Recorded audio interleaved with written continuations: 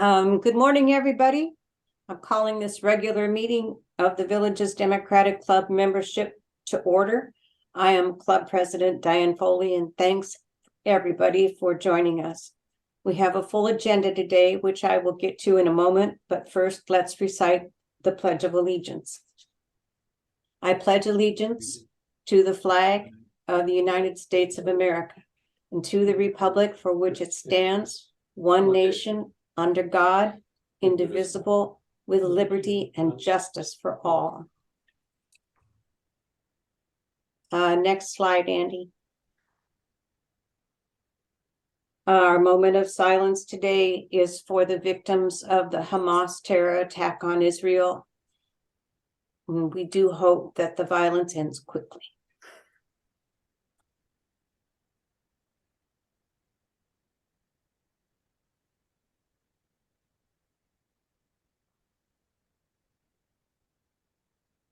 Thank you.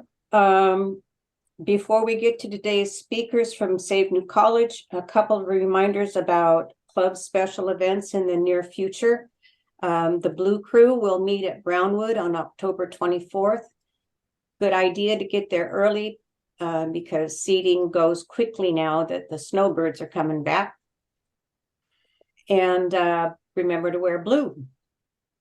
On November 5th, we are going to have a golf cart caravan. We can't call it a parade because then we'd have to get a permit, but we're calling it a caravan, and it's 1 year to the election. Everybody's invited, so invite your friends. On November 11th, Fred Gutenberg will speak to us not at Colony, at the Wildwood Community Center in Wildwood at 10 o'clock on November 11th. Fred is the father of Jamie, who was shot to death at Parkland. And he is an activist and has written a couple of books. If you want him to sign your book, bring it with you. He will not be selling books there. After our speakers, we will handle some internal club business, a proposed $5 dues increase for 2024 and a bylaws revision, recommendation to lower our quorum requirement to 10% from 20%. Club Communication Director and Budget Committee Chair Dennis Foley will present on the dues increase, and elected club board parliamentarian Amy Shaw will present on the bylaws revision. You'll be asked after questions have been answered to vote. And before we get to that, Club Vice President of Technology Andy Kleiman will explain how you can raise your hand in Zoom to be recognized to ask questions of any speaker. Later, he will demonstrate how. Next. Diane, I think we now have everybody from New College online, though some of the New College folks, some of you are still muted. So when you need to talk, please unmute yourself. Go ahead, Diane. New College and other colleges and universities across the state are under attack from Ron DeSantis and his cronies. Today we have with us Bruce Bennett, Liz Albiez, and Jens Albiez, Ken Barnes. I'm missing somebody. Juliana Perry-Blagoyev. And Juliana, who are going to give us an up-close and personal view of what's going on the campus. Take it away, you guys. Morning, and thank you for having us here. Is the sound coming through clear? Yes, fine. Excellent. Well, I would like to start with a question. Was Rosa Parks black? In Florida, we may not be able to find out. And this is part of our report to you from the front of the battle against the people who are trying to take education, the right to learn, the right to have an educated populace, and actually democracy itself away from us. We're going to report from the front lines of New College, but it's broader than that. Rosa Parks represents an American hero. In Florida, because of DeSantis and the legislature, you can't have books that make white folks feel bad. And truly, the legislation says you can't teach that America is wrong. So to fit the law in Florida, publishers are trying to contort history around DeSantis. So here's what a first grade text used to say about Rosa Parks. In 1955, Rosa Parks broke the law. In her city, the law said African Americans had to give up their seats on the bus if a white person wanted to sit down. She would not give up her seat. The police came and took her away.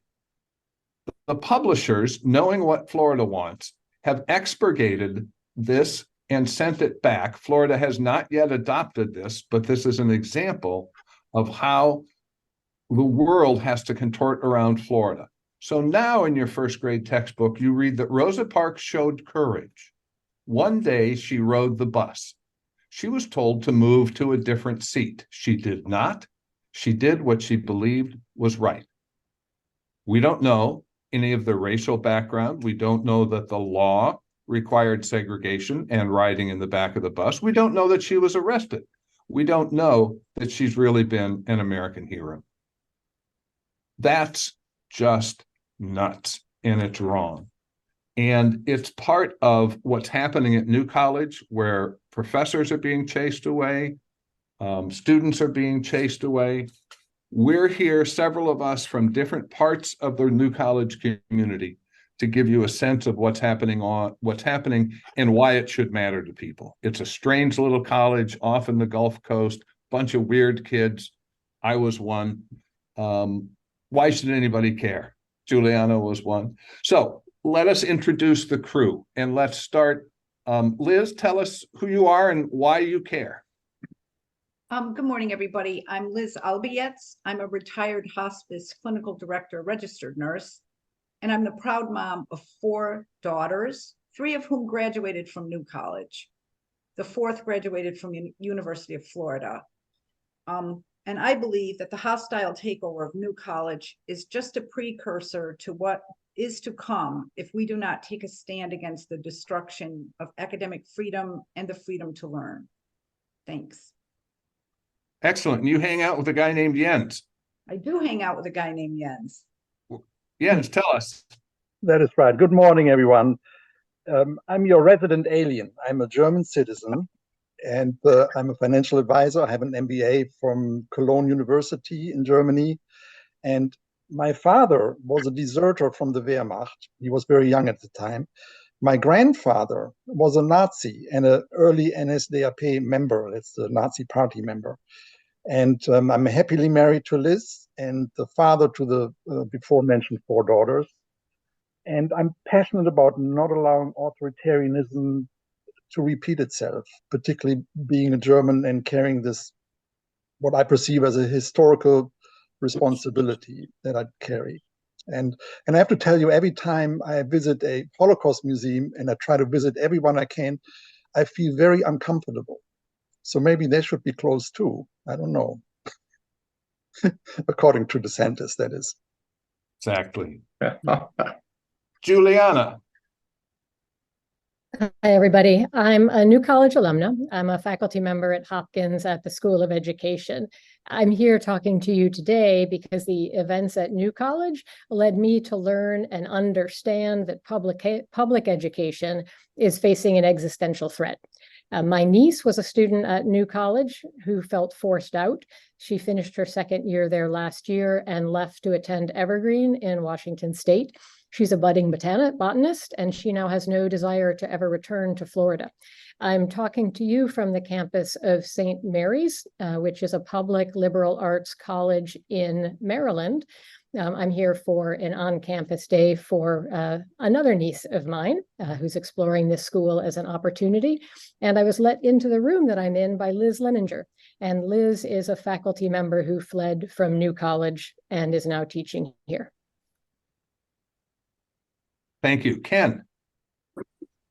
Hi, everyone. My name is Ken Barnes. I live in New Hampshire. I'm a retired civil rights lawyer. And in my retirement, I'm still spending more time doing volunteer work for social justice than the time I used to spend when I was getting paid to work for a living. And the folks here asked me to tell you why am I still in the game, still doing volunteer work for social justice. The reason I'm still in the game is the same reason why I went to law school. I was in a PhD program in economics, and I was appalled by poverty and inequality that I saw in the American economy and society. And I thought at the time that I could accomplish more to eliminate poverty and discrimination if I acquired the legal skills, legal education, so that I could fight these evils in court. So after 45 years practicing as a civil rights attorney, how do you think I did? You notice that there's no more hatred, no more hunger, no more homelessness in America now?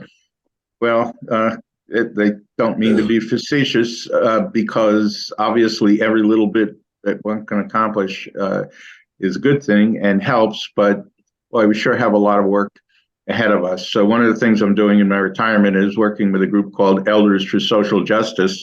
Tell you more about that later, but some of you might actually be interested in joining with us. We've got a campaign to confront authoritarianism and preserve our democracy.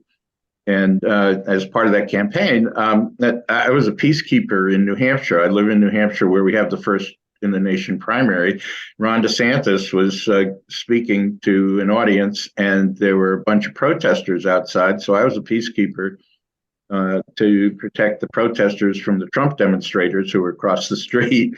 And I met a student from New College named Sam Scharf, and she had flown up to New Hampshire just to join the protest against DeSantis. That's how strongly she felt about what DeSantis was doing to her, her education, her college.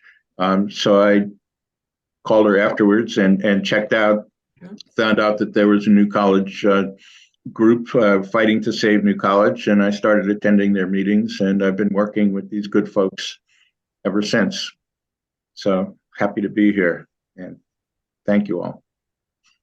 Thanks, Ken. And Ken's an example of what works for us in terms of trying to fight this really evil, it seems to me. And that's the group of people associated with New College from a variety of ways.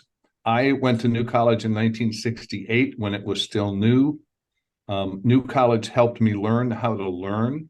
It was the farthest thing from indoctrination. It taught me to challenge every kind of orthodoxy. And in a career in journalism and teaching, it has stood me extremely well. Professionally, I do a lot of coaching for executives on giving presentations and being interviewed by the media. And so I've used that to help some of the New College faculty, staff, students, parents get their point across in news and comment to the Board of Trustees and Board of Governors in Florida. And I've heard so much pain. I've seen it in front of me from students, parents who are hurt by what's happening at New College. This isn't just policy, it isn't just theory. It is tremendous disruption of people's lives. And what is astonishing me is that people like the president of New College and Ron DeSantis do not give a good goddamn about the pain that they cause. In fact, I think they're pleased with causing the pain to the kind of people that they don't like, who are not white, straight, Christian, mostly male. So that's why I'm in the fight. It's giving me hope just to be in the fight, even though it's a difficult fight. As we go along, please raise your hands, ask questions. I want to give you a short point about why it is important for people to listen. why it's important for people to know about New College. And because it's just the beginning, the attack on education is going to harm every Floridian. 50% of all colleges in Florida are considering leaving because of attacks on tenure, attacks on the curriculum. So we're losing professors. We had a neuroscience professor who was signed up for New College after the putsch of DeSantis. That person decided not to come. We've lost hundreds of students. We're losing the best students and the best teachers from Florida. And like Juliana's niece, many of them are saying, I ain't coming back to Florida. That means businesses are not well educated for a bad thing, whereas companies know. So that's the last point, is just that this matters to everyone. It's going on in school boards. It's going on in colleges. It's going to hurt everyone's prospects for jobs, for a decent electorate that's well educated, and DeSantis doesn't care. Let me throw it to Ken to give a view of some of the other issues here. Thanks, Bruce. And by the way, your audio came through much better when you turned off your video. So I'm here to tell you the broader picture. Bruce talked about the harmful effects on Florida, but our whole country really has arrived at a pivotal crossroads here. America's founding principle of self-government, a democratically elected government of, by, and for the people, it's teetering on the brink. We're slouching toward authoritarianism. And truly, authoritarianism succeeds over history by shutting down critical thinking, prevents people from thinking freely about all issues, indoctrinates us with misinformation and propaganda. That's how authoritarianism stays in control, divides us into opposing groups. So really, democratic self-government as a whole in this country and others requires that people be actively engaged all the time in the political process, not just at election time, but all year round, including not just robust exchange of ideas like you all are doing here, but also getting involved in civic participation. We have a group in New Hampshire that is constantly going to the state legislature, have visibilities in front of the state legislature when they're hearing issues. We want buttonholing key legislators and telling them what we think and why, if they'll listen to us. All year round. And in particular, we're here to talk about education, and both at the college level, in New College and the rest of the Florida system, but also K-12 education. And unless education has to train young people to also think for themselves, to be informed voters. When they grow up, these kids in school who are getting the kind of education that Ron DeSantis and the rest of the MAGA folks are trying to shut down, these people are going to be voters of America. And we want them to be informed, to not just take the propaganda and the indoctrination of some group's ideology, but to actually know how to think and ask questions and look for the underlying evidence that might support possible arguments on one side of a policy issue or the other side. So education is crucial, and that's why we think it's really important that everybody get involved here now. We have to take power before, we have to act now before we lose the power to act, because once it's too late, the authoritarians will have won, and we will not have the ability, we will not have a democracy, we will not have the ability to stop them. So I'll turn it back to whoever is next, either Bruce or maybe Liz. Excellent. No, I'm going to grab this and give you just a quick view of New College itself. And when I came to New College in 1968, There were only 100 students. It was still private. It was very unusual. It put the students in charge of their own education, to be responsible for designing their own education with close advice and guidance from excellent faculty. I had many one-on-one tutorials, two-on-one tutorials, independent study. We created classes. Again, I learned how to learn. The New College ethos really came to me at the 50th anniversary of the founding of the school. We now live north of Tampa, and in 2010, in Sarasota, the 50th anniversary was celebrated. There were many small classes. Some of the longtime faculty were there, including one of the people who founded the program, a philosophy professor named Douglas Berggren. And in one of the classes, when he was finished talking, one of the people in the audience asked Dr. Berggren a question. And Dr. Berggren smiled and said, "What do you think?" to the person asking the question. And they proceeded to have a discussion. New College doesn't give you an education, doesn't fill you up like a car at a gas station. They put education into you. New College draws the education out of you. It has always attracted weirdos like me, like Juliana. It has attracted people who are looking for something a little different.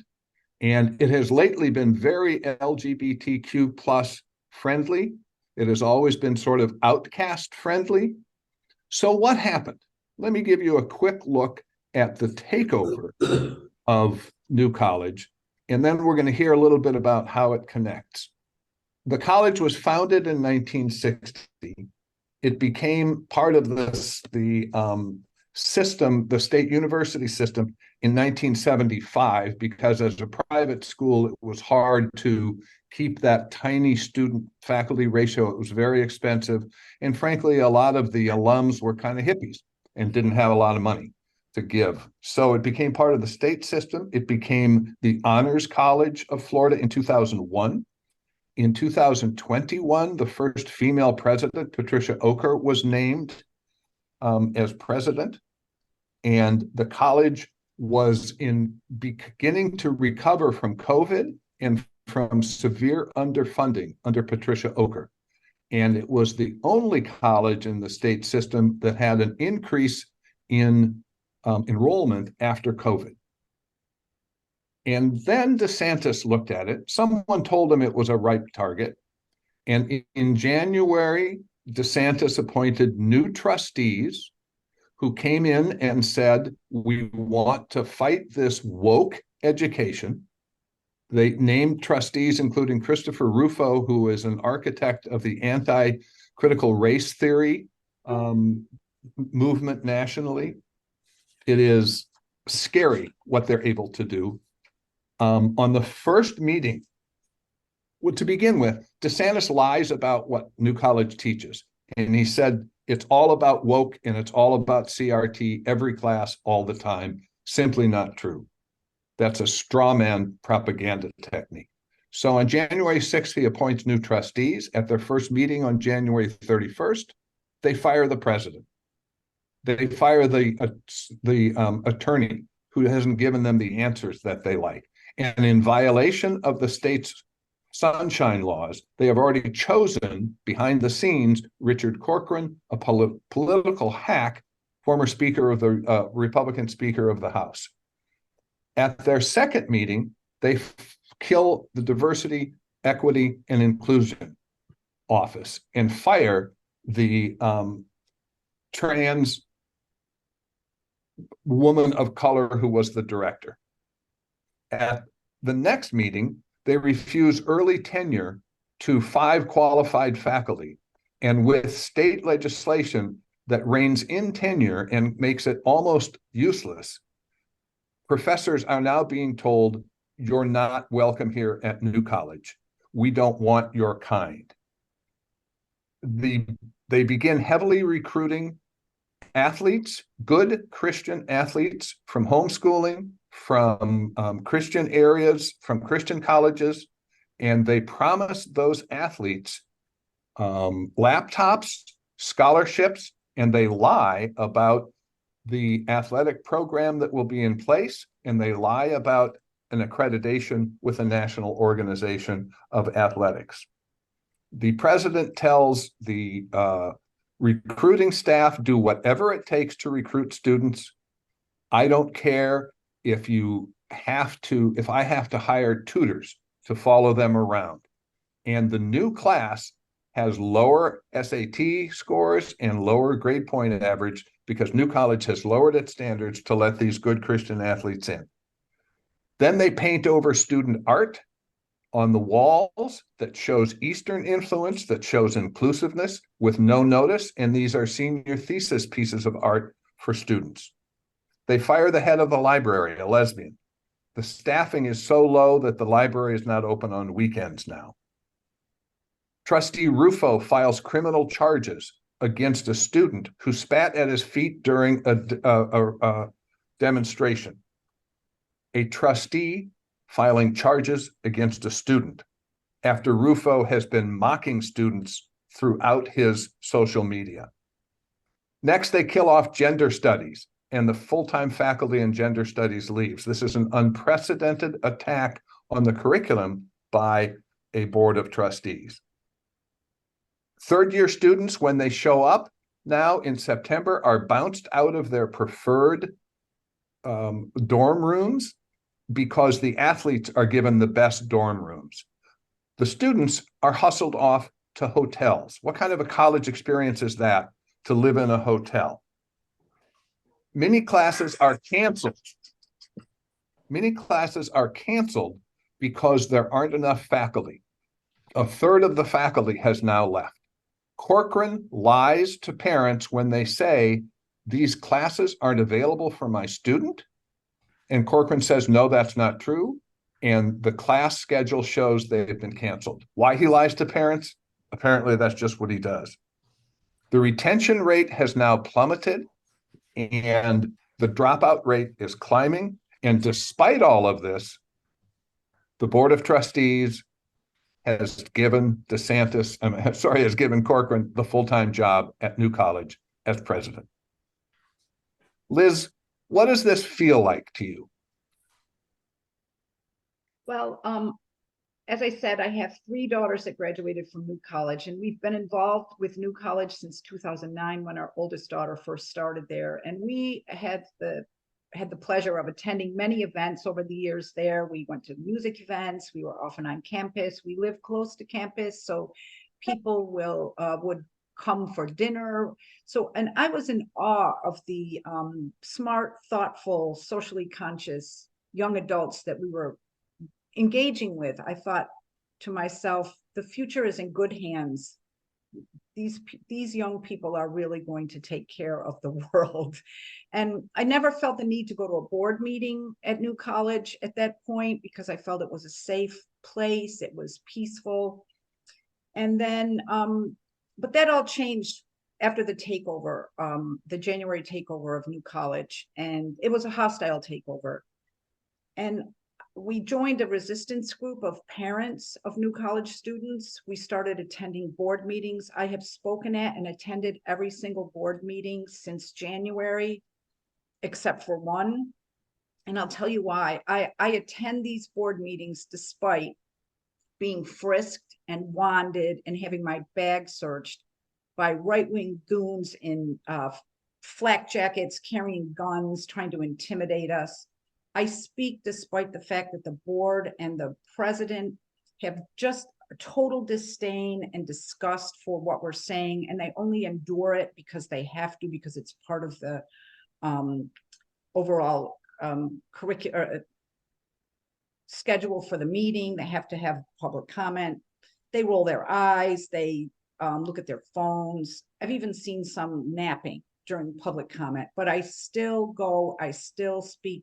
It becomes part of the public record. I know I can't influence anything they think or anything they do, but I'm going to talk about how I feel and what's going on. And I also speak because I want to get the word out. I feel it's very important that we keep this in the news and we get this out as far and as wide as we can, because this isn't going to stop with New College. This is just the beginning. I went to a Tiger Bay Club meeting where Richard Corcoran, the new president, was speaking on the subject of the new college. And among other things, he spoke of kindness. He said, why can't we all just be kind?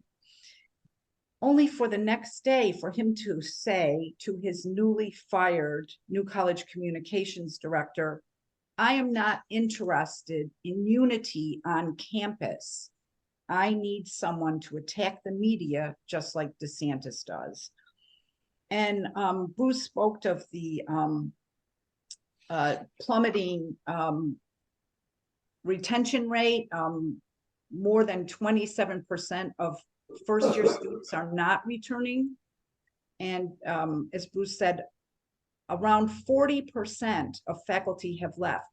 Having been ostracized, they didn't leave because they wanted to, they left because they had to, resulting in canceled classes. And the GPA has gone down, the new students got laptops and scholarships, and the returning students didn't get any of that. They were put in hotels and they were not offered the scholarships.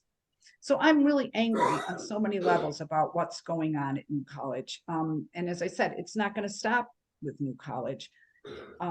If we are stunned and shocked and we don't take action, they win. And I'm also heartbroken, but more angry than heartbroken for my daughters, whose beloved alma mater is being destroyed before their eyes. Two of them are so upset they don't even want to talk about it. They want the New College to change its name so that they are not associated with New College, because they have such regard and respect and love for what New College was and how it changed their lives and what it did for them. So I am going to keep talking, and I'm going to keep going to board meetings, and I am going to keep getting the word out as much as I can, because if we don't take action now, I'm afraid that we're going to miss the window for taking action. And I am going to keep fighting against authoritarianism, and I'm going to keep fighting for the freedom to learn. Thank you. Juliana, can you give us a quick minute of how this fits nationwide? What I want to say about how it fits nationwide addresses issues of the mechanisms that they're using. Florida has a set of legislative priorities and now laws that are affecting K-12 and university education. It includes insertion of legislators between students and teacher and K-12, between students and faculty at higher education. That legislation doesn't come from a vacuum. You may have heard of an organization called the American Legislative Exchange Council, ALEC. ALEC has incredible spread and depth across the United States, and they've been building to what they do for more than 30 years.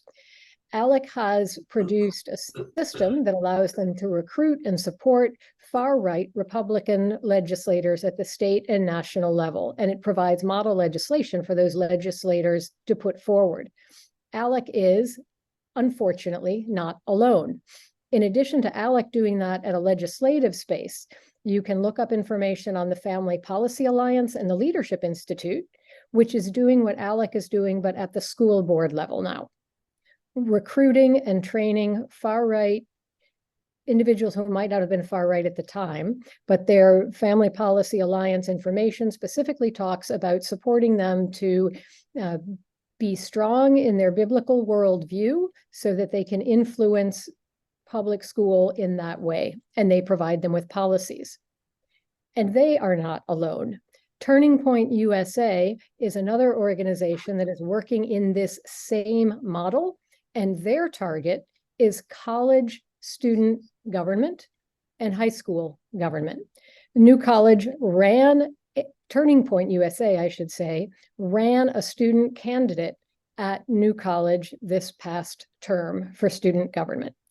So from state government, national government, school boards, And even at the level of K-12 and college, you're seeing this same mechanism of funneling people in and providing them with policies. I will turn it back over to you, Bruce.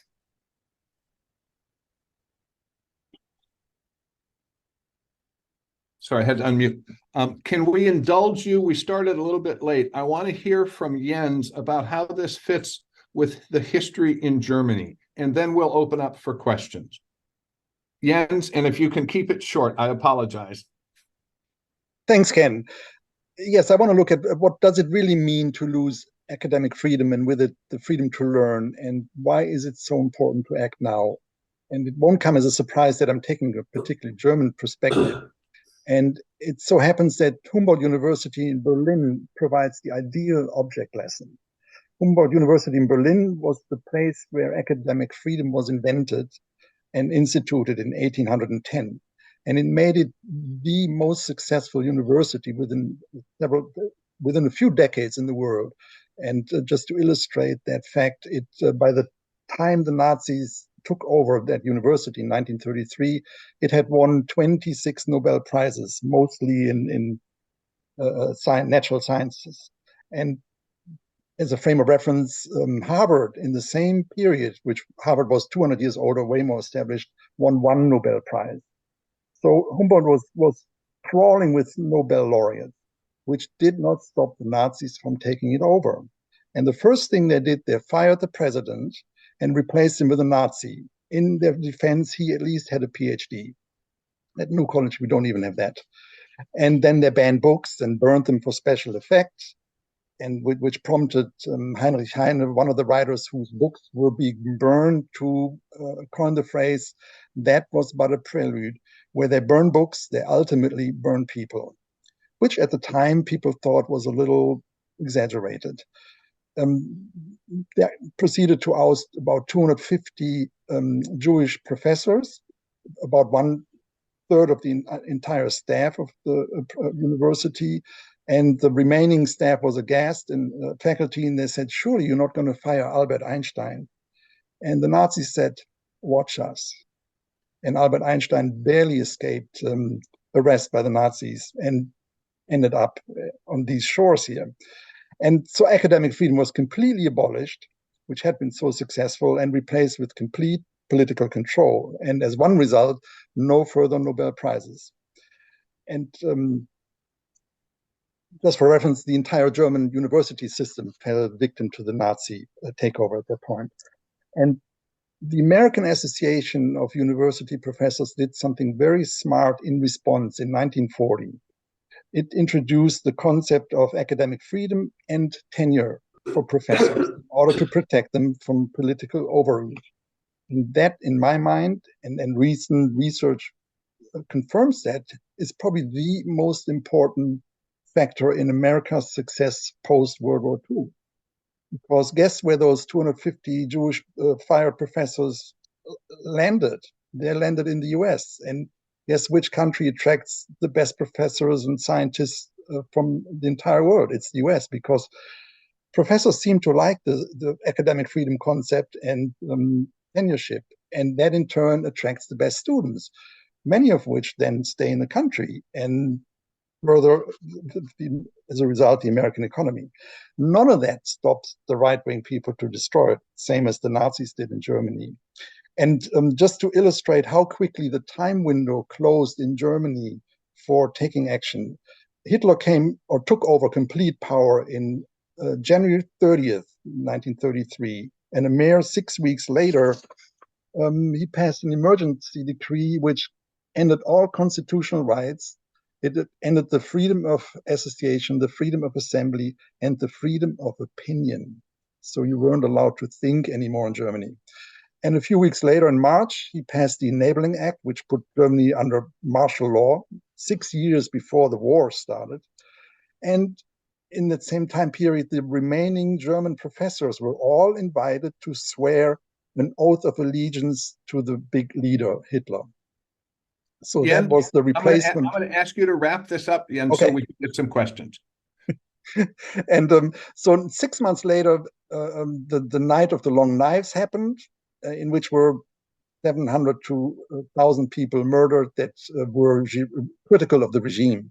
So the window closed within 6 months without the general Germans taking any notice. And by the time they did take notice, it was too late. So we don't know. Is it too early to speak up now? I don't think so. Thanks. Excellent. Let's take some questions, and we want to go back at the end and have Ken Barnes tell you about a local organization, the Florida version of what he's doing nationally, which can give us a chance of doing something about this. So let us be quiet and see what questions y'all have.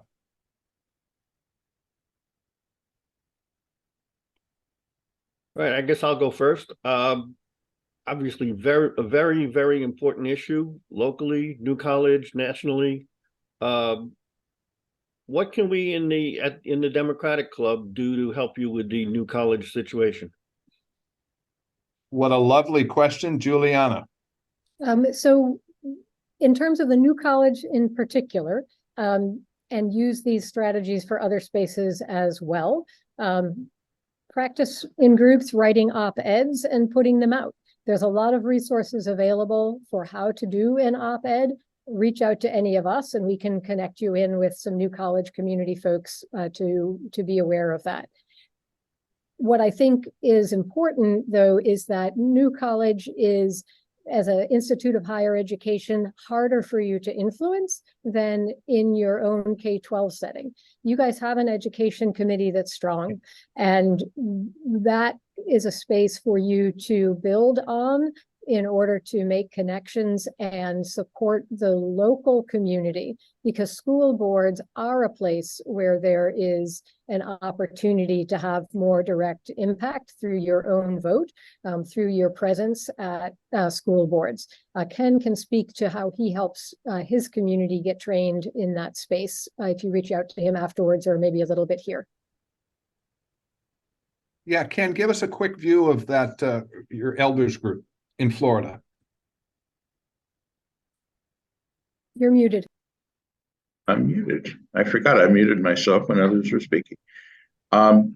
Yeah, there's a larger group called Elders Action Network, and it has various teams doing climate work, democracy work, social justice work, regenerative living, things like that. And my group is Elders for Social Justice, and we have a campaign, as I alluded to earlier, confronting authoritarianism.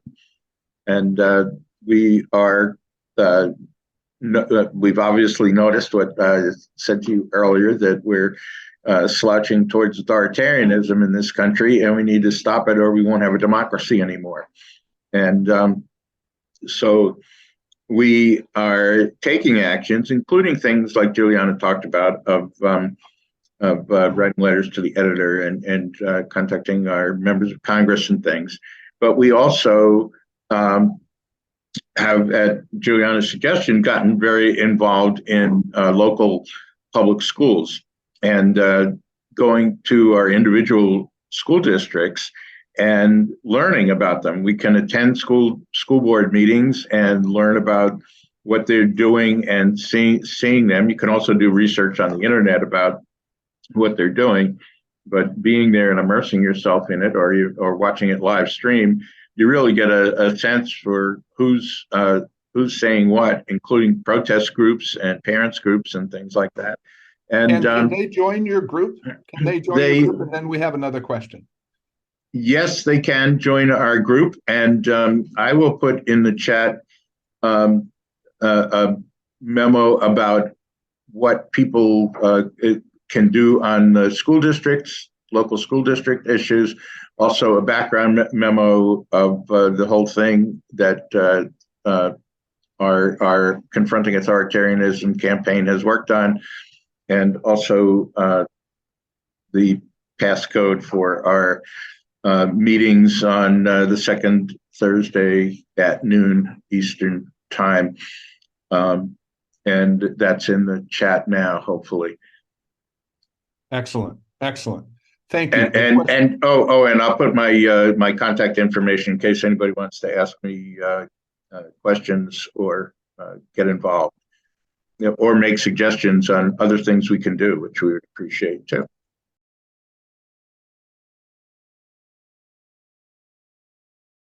Kathy Hoover has a question. Kathy, you'll need to unmute yourself. Okay, hi everybody. I posed this question in the chat and Bruce answered it, but I just wanted to pose it again in terms of investigative journalism. If anybody has, if any of the media has ever tried to start an investigation, given this, election cycle and politicians are so ripe for this kind of a thing. So I was wondering about that. There have indeed been a lot of stories about this. MSNBC has come down, the New York Times. It's difficult. We've seen over the last 12 years or more how awful things are done in the bright light of day, and there's enough people who support it that media exposure doesn't stop it. And to me, and my background is journalism, we have to keep trying to highlight what's wrong, but it takes a long time to pick it up. Those of you in Florida know that DeSantis was just exposed for lying about his COVID numbers in a lawsuit, and he's had to pay $152,000 of our tax money for to pay for the lawsuit because he fudged the numbers. But this is 3 years after he did it, and he's already got his reputation as a great COVID warrior. The truth takes a long time to catch up. So we want to have continual media. The most compelling is the students telling their stories. And that's a general principle that if you're looking for media coverage, offer to the media those who are affected most. And that's why the stories of the students and the stories of the parents are so heartbreaking.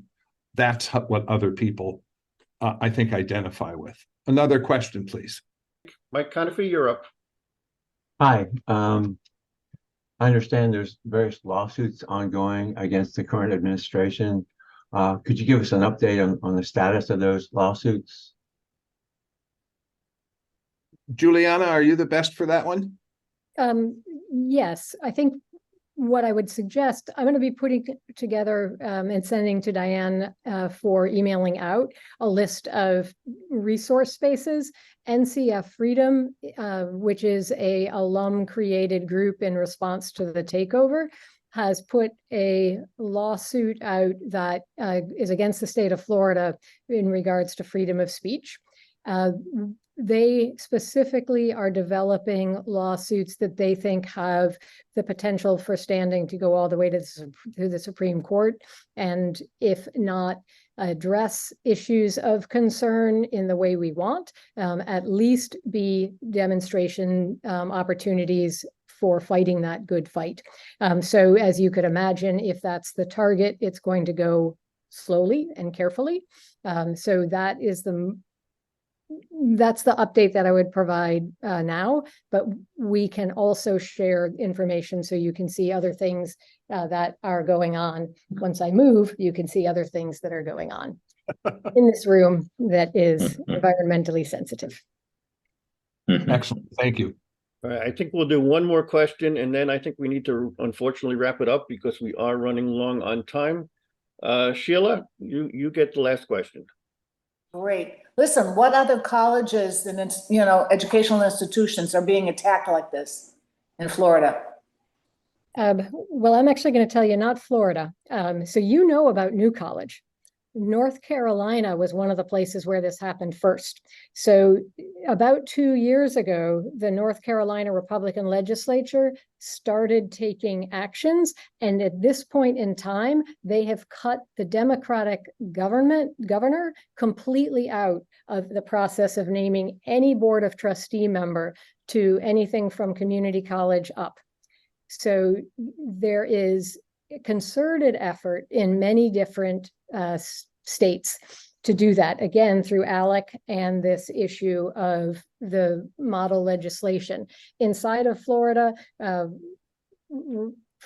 we have challenges at Florida Atlantic University, for sure. There are if you look at University of Florida, where Ben Sasse was put in as the president, through a process that the entire faculty voted a vote of no confidence about the process through which this outside Nebraska senator was put in to the presidential position. Big problems. Ben Sasse laid out his plan in a recent New York Times article, and it's draconian. And it is, out and about. They're not being coy about what they are intending to do. I'll say, like, when I walk around the world, I now feel like I'm doing it inside of this strange shadow space. Out and about, it seems like everything's going on like normal. But behind the scenes, I know that there's a professor watch list. I know that there are teachers who are being fired in Georgia for having read a storybook to a third grade classroom. I know that there's a teacher in Orlando who gets a call and letter from the State Department of Education the day after she shows a Disney movie to her class, even though she got permission from all the parents to show Disney movies of a particular, GPG, but this particular Disney movie, animated, had a gay character. It wasn't a gay storyline, just a character who happens to be gay. So things seem like they're normal when you go to the grocery store, but they're not normal. They're very, very far from that. Thank you. And we'll just say thank you all for your interest. Contact any of us. And I've learned that action provides hope. And it's tough, but let's keep at it. Thank you all. Thank you so much for coming and providing us with that great information. We're going to move on to our business meeting and wish you all the luck in the world with your fight. Thanks so much. It's our fight.